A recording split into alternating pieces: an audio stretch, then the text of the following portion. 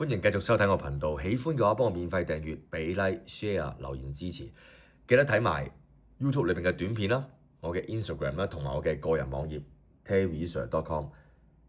若果會有出售嘅腕錶咧，都會喺上邊列出㗎啦嚇。咁因此有啲錶咧我就會攞出嚟賣咧，有啲我就唔賣嘅。咁究竟邊啲會賣，邊啲唔賣，邊啲仲存唔存在咧？咁就上 terrysir.com 咧就可以睇得好清楚啦。今日透過一對法拉利唔同年代合作嘅腕錶，去講下呢啲錶本身係咩嚟，值唔值得買，同埋透過呢兩隻腕錶咧，又講少少嘢嘅咁樣。嗱，法拉利同唔同嘅腕錶品牌合作咧，都好久遠㗎啦。咁由最比較初期70年代有一啲嘅豪華錶開架裏邊有法拉利嘅標誌啦，我唔叫咩泰格豪雅或者豪雅豪華啊嘛，個名除咗係音譯之外，仲有意譯㗎嘛，係咪？豪華錶細細個都叫豪華錶，咁但係而家就叫咗做泰格豪雅，咁即係完全唔係幾好聽嚇。豪華錶 OK， 咁後期同唔同嘅品牌都有合作啦嚇，即係一啲打火機啊等等嘅嘢啦。咁但係講高級製錶嚟講咧，就不外乎呢20幾年，應該咁講30幾年啦嘅4個品牌。OK， 嗱比較始祖料咧，先講咗咧就係芝柏錶 Girard-Perregaux 嘅。嗱呢錶點解要開咗計時咧？因為其實我覺得佢嘅設計咧，如果叫我俾意見嚇，個法拉利隻馬咧就唔好擺喺12點位置咯，因為你計時錶嚟㗎嘛，係咪？你計時錶你咪會見得唔清楚隻馬咯，因為長期頂住咗個標誌。咁可以試下擺第啲位會好啲，不過佢又中意平衡啲，咁你唯有開咗個計時先見到隻咁靚嘅馬啦。嗱呢隻馬就仲靚嚇，咁啊白金製作，睇唔到好可惜喎咁樣。嗱想講下呢隻錶，呢隻 Chrono 先。嗱喺94年至04年，通常拉里都係10年咁簽嘅嚇。咁啊94年至04年咧又出咗一紮呢啲咁樣嘅Chrono OK， 或者呢啲嘅芝柏錶。嗱呢啲錶有咩特別？你買嘅時候應該點去選擇，或者係咩嚟嘅咧？咁38mm 嘅計時腕錶啦，有呢啲黑色啦，又見到有紅色啊、黃色啊等等嘅嘢嘅。問我點睇？買咯，係咪？芝柏錶呢啲其實係用 ETA 機芯做嘅，當年芝柏環境都唔係幾好，咁但係當年咧，芝柏係大紅人嚟嘅喎，嚇就唔係今日咁即係好似好 old school 啊，好過氣咁啊。當年係最紅炸子雞嚟嘅喎。喺咁嘅情況之下，呢一紮錶咧，其實出到嚟咧，當然你可以話哇乜用 ETA 機芯㗎，哇即係好似好簡陋咁樣。嗱，你唔可以用呢個角度睇，因為佢係畢竟係一隻90年代腕錶嚟嘅。OK， 咁你90年代係咁㗎啦，佢俾到你嘅影好好啦。第一條帶係實心㗎嚇，當年啲勞力士啲通拿啲帶都仲係空心㗎嚇，咁啊實心帶嚟㗎咁啊。另外做工各方面幾好啊，冇乜點發，冇乜點爛㗎呢啲面。當年好多撈，而家攞翻出嚟90年代啲面都發晒爛晒㗎啦咁。點去選擇？黑面嘅話，咪買呢啲咯，黃字嘅 T 面咯。頭先講過啦，94年至24年㗎嘛，咁94年至04年㗎嘛，咁橫跨 T 面嘅都黃咗嘅都比較多啊，咁因此買黃咗嘅咯。中意顏色面嘅買黃色咯，買紅色咯，非常好睇，非常之抵，唔使2萬蚊，咪買呢啲咯，係咪？都可一不可再咯。咁跟住去到05年打後啦，咁啊同 Panerai 合作啦。咁當時當然係同 Panerai 合作，我都介紹過啦。睇翻以前我啲集數就可以㗎啦嚇。咁啊同 Panerai 合作嘅時候嘅嗰紮錶，一直以嚟歷史上都係賣得平過喺二手價嚇，平過冇法拉利 logo 嘅嗰啲。咁就係咁啦，個歷史或者嗰個事實就係咁啦。咁啊功能多咗好多㗎啦，又有咩8日鏈啊、Chrono 啊、GMT 啊咁樣成紮法拉利介紹過啦，睇翻就可以㗎啦嚇。咁啊佢係同最紅嘅炸子雞合作㗎嘛，咁芝柏唔紅啦嘛，咁咪同 Panerai 咯。Panerai 10年之後冇咁紅啦嘛，咪同 Uber 咯，係咪？咁啊 Uber 有一紮嘅，亦都有好多片介紹過啦。呢隻咧就係將會喺之後嘅旅行片裏邊講嘅呢隻嘅 GT 啦，係咪？咁好正嘅就呢隻錶，定價就16、17萬，咁而家二手亦都好平嘅啫，因為佢都再唔同 Uber 合作啦嘛。而家嘅炸子雞唔再係 Uber 啦嘛，而係大家好喜愛炒賣嘅 Richard Mille 嘛。咁亦都係10年合同啦。咁啊21年咁啊簽到31年。咁因此你要見到拉里同其他牌子合作咧，要去到31年之後啦，除非佢 break 咗個合約啦嚇。嗱，基本上呢兩隻錶咧，就呢隻仲特別啲啦，係咪？即係 Fireback 嘅自家 chrono 啦，好靚嘅鏤空機芯啦，咁有 Titanium 啦，有 Carbon 啦，有金嘅，好貴啦，開始嚇10幾廿萬，咁當然咧 RM 更加貴啦嚇。嗱，呢啲嘅腕錶俾我有咩睇法，又或者點樣睇成個市場或者牌子？其實好簡單嘅啫。你睇到啲牌子嘅盛衰，因為拉里一直以嚟嗱，雖然而家出咗隻好核突嘅車，咁我亦都即係真係講粗口添 Lucci 啊嚇，令到成個牌子 Lucci 咗嘅嗰一部車咧，咁大家睇翻又之前評價過噶啦。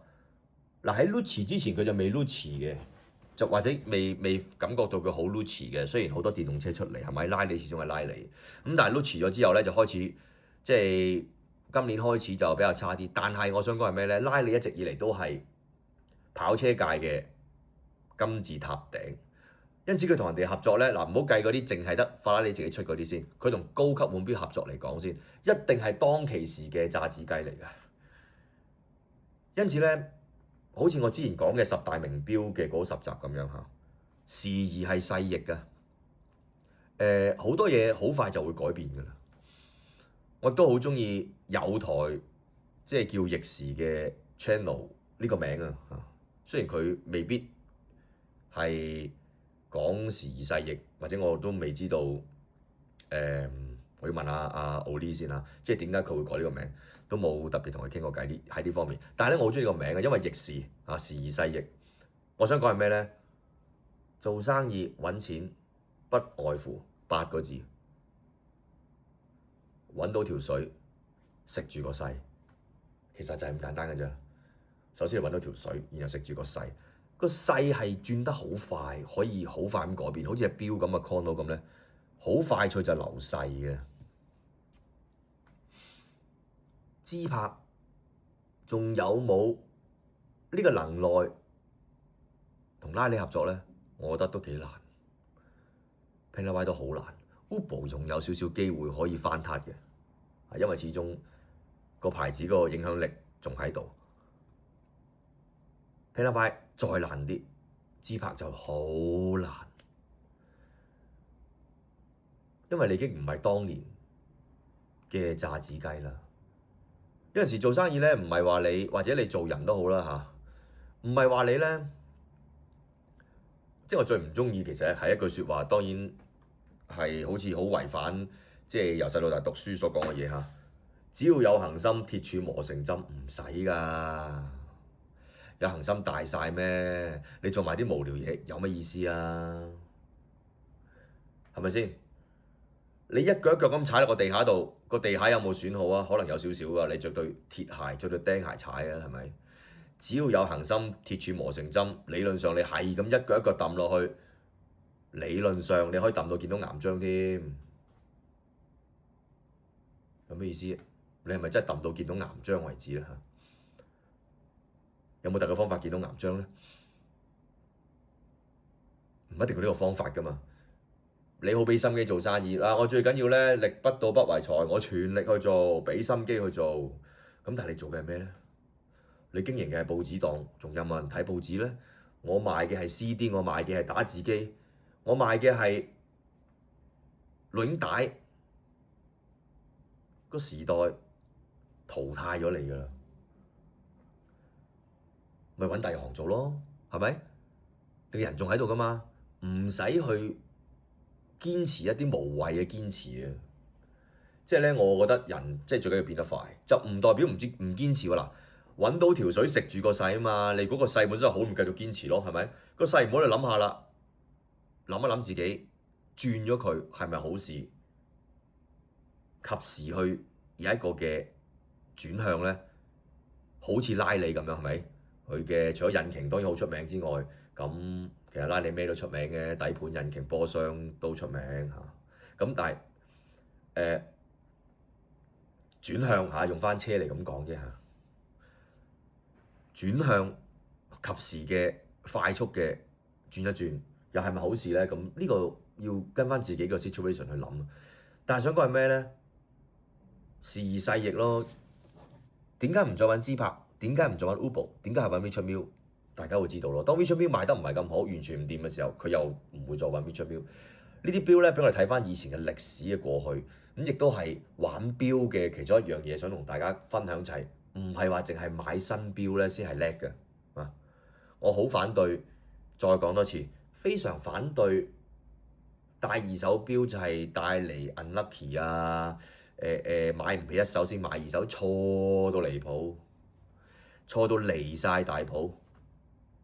有啲標冇出㗎啦嘛，係咪？咁我想揾翻呢啲，咁冇出啦嘛，咁只能夠買二手咯。啲字黃晒，你新標你仲有 Tritium 咁樣黃晒嘅咩？係咪？你可以用其他 Luminova 去扮啦，但係你唔係 Tritium嚟㗎嘛，係咪先？有啲標嚇，即係譬如 Gel Janter 嗰啲，咁佢在世嘅時候係冇咁流行，我死咗先出名喎，係咪？好多藝術品都係咁咯，咁邊有辦法啫？我買古董點解一手啊？清明上河圖當然冇得賣啦，呢啲國寶係咪？我揾翻個出嚟畫咩？冇可能噶嘛！咁介意二手，你去最高級嘅餐廳度食飯，我成日都用呢個比喻噶咯。嗰啲餐具新買翻嚟俾你嘅咩？之前咪有人食過，佢可以食幾萬蚊、十幾萬，你可以飲最貴嘅紅酒添，係嘛？